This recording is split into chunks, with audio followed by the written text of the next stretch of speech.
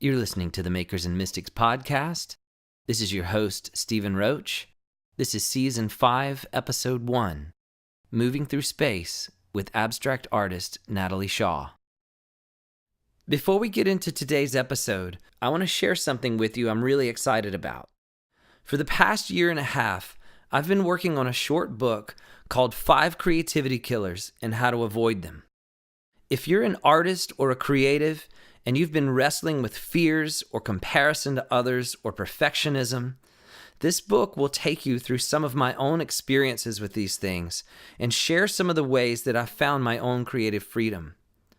And I'd love to give this book to you free. All you have to do is go to creativitykillers.net and you can download your free copy today. And I'll also put a link in the show notes of this episode to creativitykillers.net. So welcome to 2019, friends. I'm excited for this new season on Makers and Mystics. I don't think we consider air as a space that we move through because we're in it all the time, maybe like fish in water, but it really is. It's a space, and when we walk or when we make a gesture, it's carving something out in that space. Natalie Shaw is a Chicago native who holds a studio fine art degree and is a graduate of Yale University, Virginia Commonwealth University, and Shasta College. In 2016, she was selected for the Barbara Jane Carr Scholarship for Excellence in the Visual Arts. Natalie has recently joined the artistic community in Austin, Texas, and has been selected for the Open 30 Juried Exhibit at the Martha Fenstermaker Gallery. Natalie's work is informed by a sense of air and space, and how we as humans move through it. She describes it as a push and pull, an up and then letting go, a play with gravity. I had the opportunity to talk with Natalie about her work as a contemporary abstract artist and dive into what motivates her creative explorations. This was one of my most engaging conversations of recent times, and so I'm excited to share it with you today. For the patrons of the podcast and members of the Makers and Mystics Creative Collective, you can enjoy additional segments of this interview at patreon.com/makersandmystics. This is Moving Through Space, my conversation with abstract artist Natalie Shaw. Well, Natalie, thank you so much for joining me on Makers and Mystics. I'm excited to have you on the show, and I absolutely love the work that you're creating. I can't wait to talk about it. Oh, thank you so much. It's an honor. I've definitely heard of you, and I was like, it's Stephen Roach. Yeah, that's amazing. Well, why don't you tell us some about yourself? Where are you from, and how did you get started in art? Yeah, for sure. Well, I'm a Chicago native, and I had always wanted to do art since I was little, but it was more of like a traditional Asian home and really fun and loving, but art and creativity wasn't really encouraged. It was more like, I would be so happy if you're a lawyer or a doctor. And my dad has since come around, which is great. And he's so supportive. But just when you're little, you kind of are influenced by your environment. And so that wasn't something I ever really considered. And it wasn't, quote, practical, all the things we hear as creatives. But after I did everything in life, I got degree and this degree and blah, blah, blah, and worked in agencies and did everything you're, quote, supposed to do, I was really miserable. And so I was like, I know that I want to take art classes. It's totally logical. It has no purpose in terms of career and what you're supposed to do. It doesn't make sense, but I know that I know. And so I was like, there's nothing to lose. I'm not getting a degree. There's nothing at stake here. I can just, quote, take class. So I did that. And it was I felt like a new part of me began to breathe. Life started coming in a way that I never knew about. I feel like I understood myself way more. I met other artists and the professors who poured their life into me. I was like, I feel so at home and I make sense here. And it was definitely, there were moments of overcoming fear in the beginning and whatnot, because there was so many years of desire attached to it, but God more than helped me, and it's been so rewarding. So tell me what motivates your work. I know you say in your biography that your work reflects an interest in how we as humans move through space. How did you first begin exploring that theme? That's a great question. I don't know that I did it on purpose. I think I discovered it after the fact. The work is very, very intuitive. And when I try to do it otherwise, it really backfires. And so I think that because of my background, all the art we create, I think, is a reflection of all of our past experiences, whether we like it or not. And it's a good thing. But I think because that was such an integral part of my past experience, it just came out. The second I came to the canvas and the surface, it came out like that. I just moved over it, and I knew, I couldn't tell you why, but I knew what I liked and what I didn't like. And if I made a mark, it would feel contained to me if it didn't have movement. I felt suffocated in a way. It was almost like I identified with it as a living being. And I was like, it can't breathe, or I would get upset as if it were me, because in some ways it is. The best art really is a self-portrait, right? It's an expression of what's in us. And I'm like, I can't move. Like, I need space. I can't. And it would bother me. And so that was really my map. And I wasn't sitting there thinking, okay, I'm going to sit down. And some artists do, who are more conceptual. This is the idea. Conceptual art is about, this is the main idea, and the art 100% serves the idea. And really the aesthetics of it almost take a very far backseat. I am not that at all. There are ones who do that, and which I respect for sure. But that is not how I approach it. And so I just did what came out and followed my intuition, and afterwards realized, wow, that's what was happening. I think you said as well that you prefer to work with larger surfaces. Yeah. Does that tie into the movement and the space? Like you just... Oh, yeah. For sure. I feel like I'm claustrophobic otherwise. I think you're supposed to, quote unquote, start small and then go big. I actually did the opposite on accident because I just didn't know any better, but I don't regret it. And it just feels more like home. Like I'll say that sometimes when I do work a little bit smaller maybe means like 2 to 3 or 3 to 4 feet. And then I move back to a larger surface, like 5 by 6 or 4 by 6 feet. I'm like, oh, I can breathe. It's like home again. Like there's movement. And it makes sense because if my movement is more informed by dance, you use your whole body in dance. Nobody dances like this with their wrists and their hands, right? In place, sitting on a couch. You stand up, you're in a huge studio, and you're filling up the space even beyond the limitations of your body when you move in dance. You make one gesture and you want to extend beyond your fingertips. Your movement goes beyond you. It's always beyond your physical stature. And so maybe I feel that when I come to the canvas. I'm like, it's not just this mark from this point to this point, that the existence of that mark actually implies a movement that reverberates beyond what you can see from right to left. Well, even when I look at your work, I can recognize movement. And it makes me wonder how choreography may influence your work as a visual artist. For sure. It's a great question. It's a driving concept, I think, the idea of movement and how we as humans move through space. I don't think we consider air as a space that we move through because we're in it all the time, maybe like fish in water, but it really is. It's a space. And when we walk or when we make a gesture, it's carving something out in that space. And so when I approach the canvas, when you are a dancer, it's so, and this is a musician, you train and train and train and train. So your body remembers it. It's muscle memory or it's emotional memory. It's all these other memories. And so when I approach a surface, that really informs the mark and what comes out. And my friend Ray Hughes, he says that dance is like sculpting the air.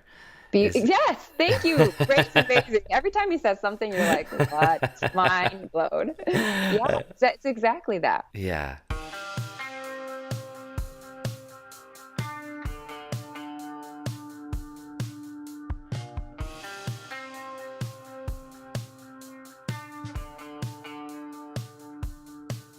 I'd love to know, do you interpret color emotionally? Because as an abstract artist, color is such a focal point of the work. I'd like to know, how do you determine what colors you want to use? I think that, to your point, in abstract art, you have so few things to use to say what you want to say. there's the removal of anything recognizable, or what we say figurative art is something where you recognize an object that's familiar. But because you remove that, and that by itself carries so much emotional association, because throughout life you see things and they represent things in A, B, C, D, F, G, you are stripped down to formal elements like color and shape and composition and texture, etc. So when you have so few things to work with, they become that much more important. Like all your choices in those things become amplified in their importance and what they say or what they don't say. So to answer your question, color is probably one of the number one things in terms of importance. Not always, but for the most part, I won't start to work on until I have the colors, and I'll do studies and studies and studies just around color. I've sat, this is not all the time, but I did sit once, I think for 8 hours straight, like didn't get up and mixed colors, just colors. And I was like, I'm going to learn this, because when it's not right, it's not right. And I don't know exactly what I'm looking for, but I know it when I see it. And I personally, and I know there are some artists who do it well, I personally don't respond in the same way to very bright neon colors all over in the same way that I do to what someone once said, more soulful colors maybe, or deeper colors that are not necessarily just darker, but they feel more nuanced in their pigment, because they're either, you see them less often in everyday life.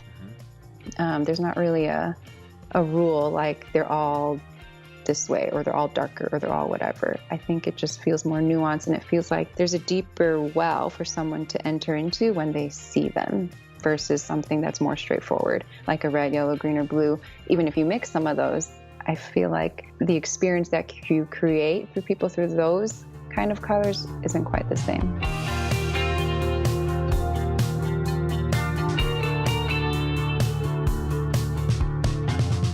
Tell me about your piece titled Stay.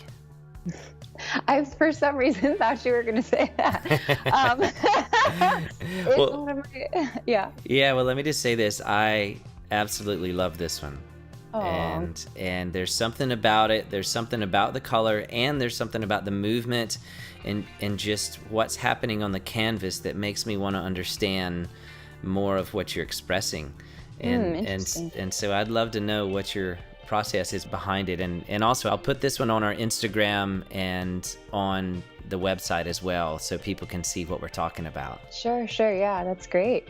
That's one that's real close to my heart.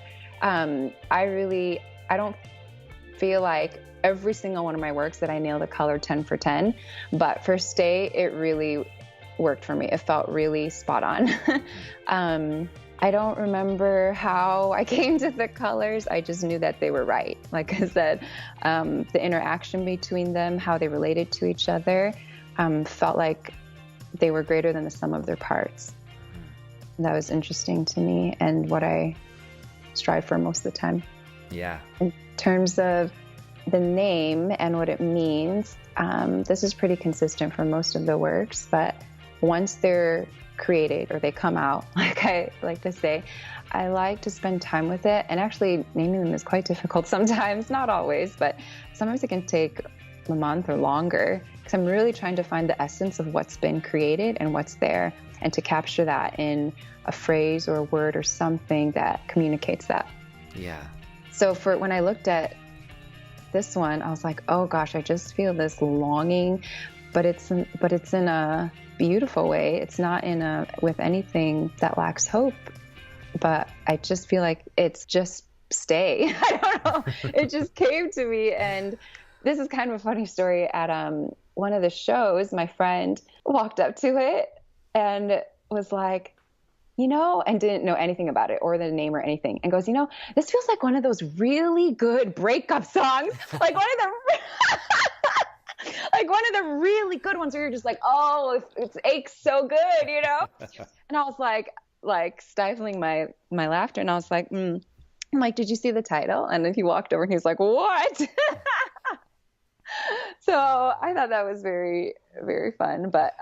But it's crazy how like people can feel that, like they felt the same thing. Mm-hmm. Or people who don't know anything about dance or whatever will see that as a continual theme. They'll say that, or flight, themes of flying and flight. And Yeah.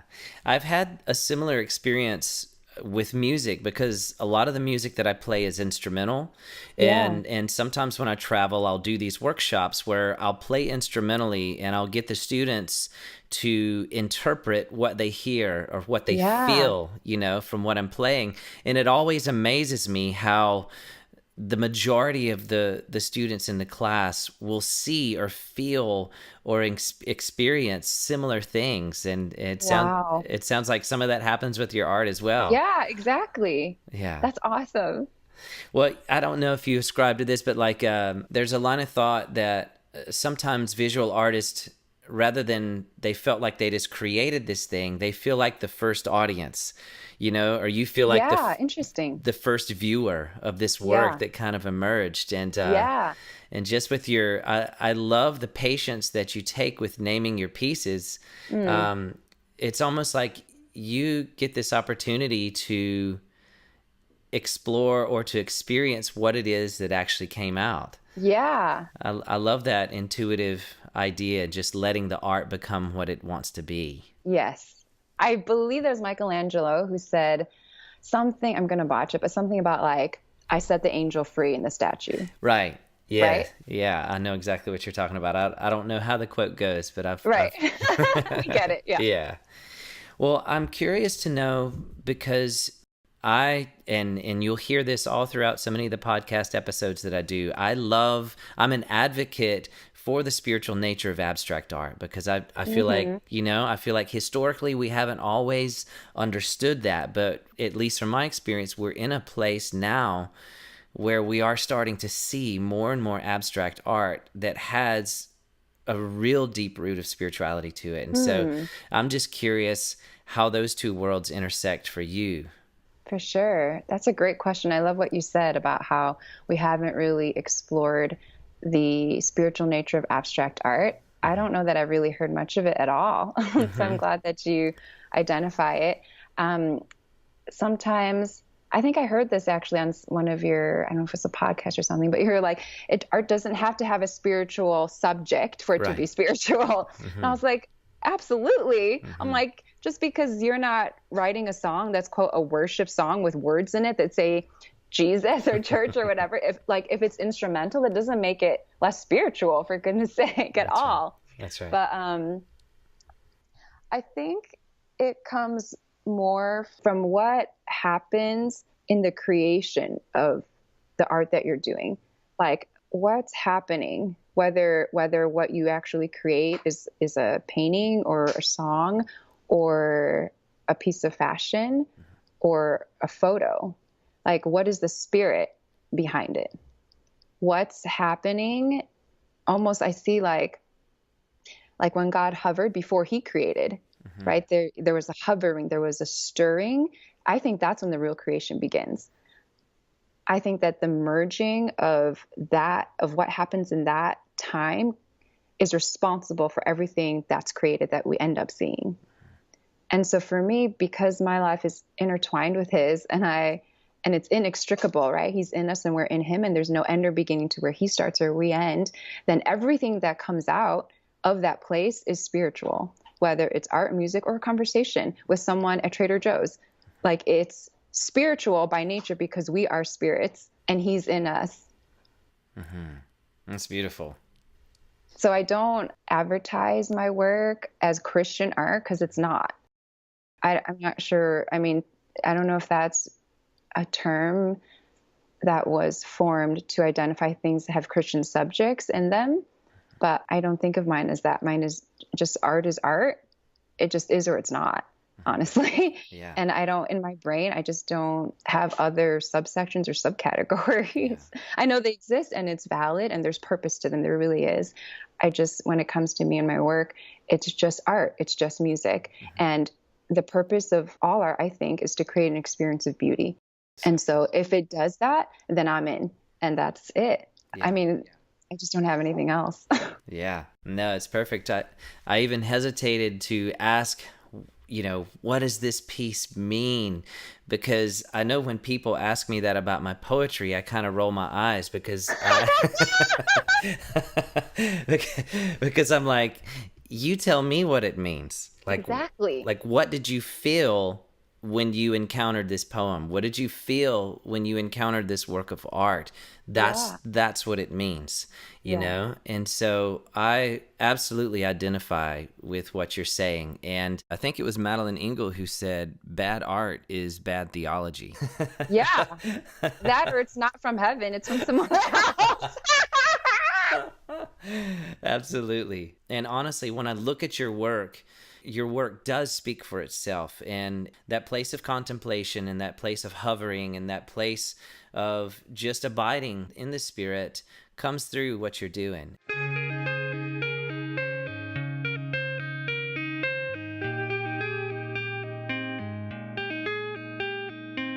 When we were talking earlier, you mentioned overcoming fear as it related to creating art.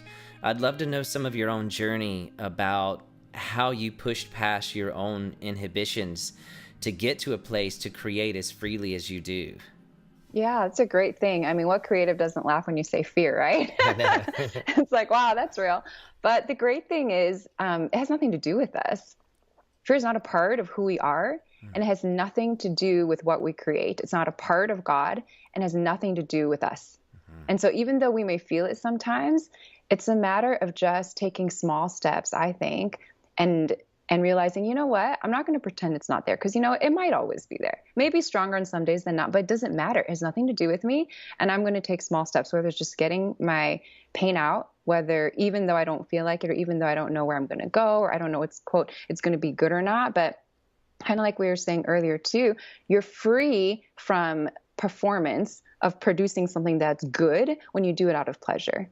When you're like, I so enjoy this, not because I create something great all the time, because that's really unrealistic. I mean, I've heard artist talks.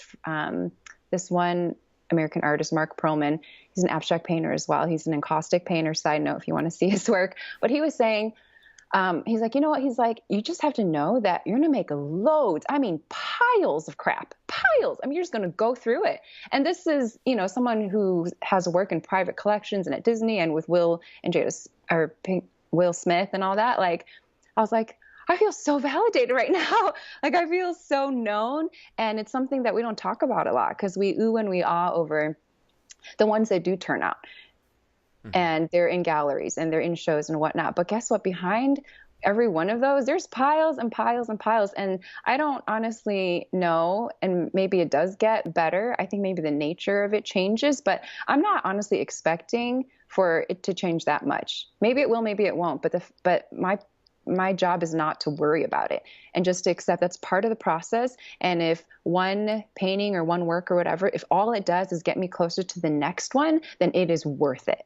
I love what you said when you said that you work out of a sense of pleasure rather than a sense of performance. And I think that one of the kind of atypical struggles that we always hear talked about for artists is that we create work to gain a sense of acceptance. But when you create from a sense of being accepted, or when you create from a sense of pleasure, then it does help remove all those inhibitions. Yeah, for sure. Because it's not relevant anymore. Yeah.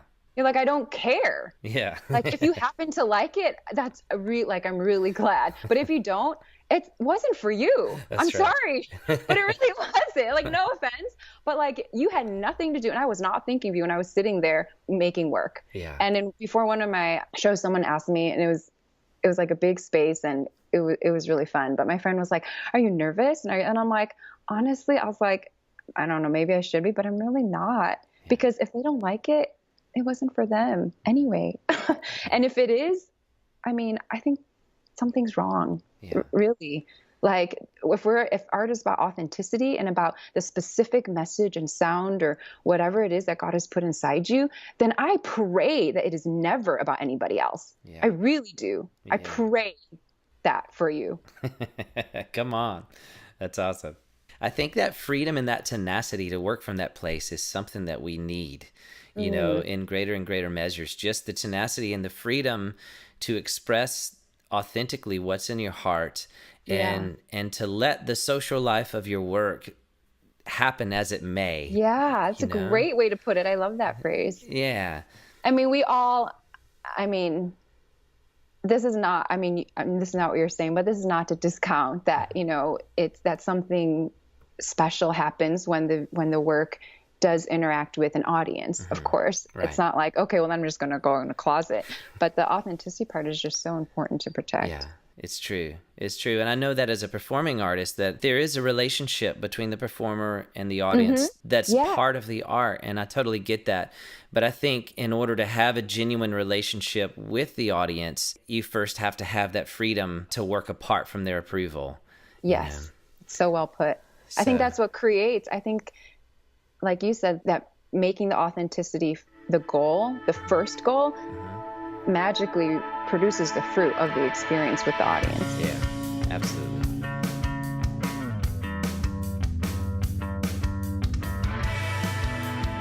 Well, tell me some of your inspirations. Who are some of the artists that you've drawn influence from, and who's kind of informed the work that you do?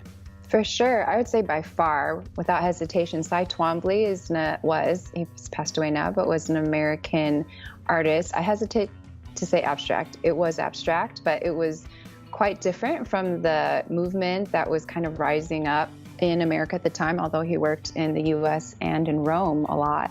But it was abstract in the sense that there was no figurative subject in it. But he just, at the time, he was so, quote, different that people didn't value it. I mean, we know that, right, with people who are forerunners or that are so different. And he would just, quote, make these scribbles. They were just scribbles and loops and looked they were very childlike. But I mean, you see them in person and it's so different. This is a side note. When you see work, especially artwork, on a digital screen, that's what, 1 by whatever feet. I mean, his works would, be entire ceilings wide and span a whole wall of a gallery. And the first time I saw one in the SF MoMA, I lost my breath. Like, they're arresting. They're, quote, just scribbles, but why can I not breathe right now? Like, what is happening? He was so out of the box and so intrigued by drawing. His paintings have a lot of drawing integrated in them, and I don't think he was the very, very first one, but the way that he found a new way to do them, and they're arresting. My other professor said that. She's like, when you see his work, you instantly lift off. You instantly suspend into the air. And I was like, wow. I lose my words and my English, when I see his work. And it's not for everyone, which it shouldn't be, right? Then there's a problem. But it's categorical, some of it, and he has all different series. He worked for quite a long time where there'll be patches of different things, and then there'll be other ones where it's just the same sort of mark or gesture on the surface. And it looks like, generally speaking, across from edge to edge, top to bottom, right to left, it's all kind of the same shape or whatever you want to call it, and other ones that are really different. But by far, he's taught me the most. I've seen his work, but I've never, but only online. I've not seen it in person. I don't think I realized how huge it was. Oh, huge, gigantic. Wow, that's amazing. And sometimes people see it and they're like, I don't get it, or it's nonsensical. His stuff is just all over the place. They're just lines and marks, and I'm crying, right? Not really, but it feels like he's created a world for you. Yeah. In all his different series, and granted, we all have some that we like more than others, but I think it's the aggression of it and the lack of apology. When he puts down a mark, he means it, and he doesn't care who's looking or who's not. He's doing it, and it feels like it just hits the bullseye. Mm-hmm. Well, Natalie, thank you so much for joining me on Makers and Mystics, and like I said, I really love your work, and I appreciate you taking the time to talk with me. Thank you so much. It was so much fun. And as always, thank you so much for listening to the Makers and Mystics podcast. Music for this episode is provided by our friends in Firefighter. You can find links to Firefighter and to Natalie Shaw's work in the show notes of this episode. Also, tickets to the Breath in the Clay Creative Arts Gathering, taking place in Winston-Salem, March 22nd through 24th, are on sale at thebreathintheclay.com. We hope to see you in March, and we'll see you again next week.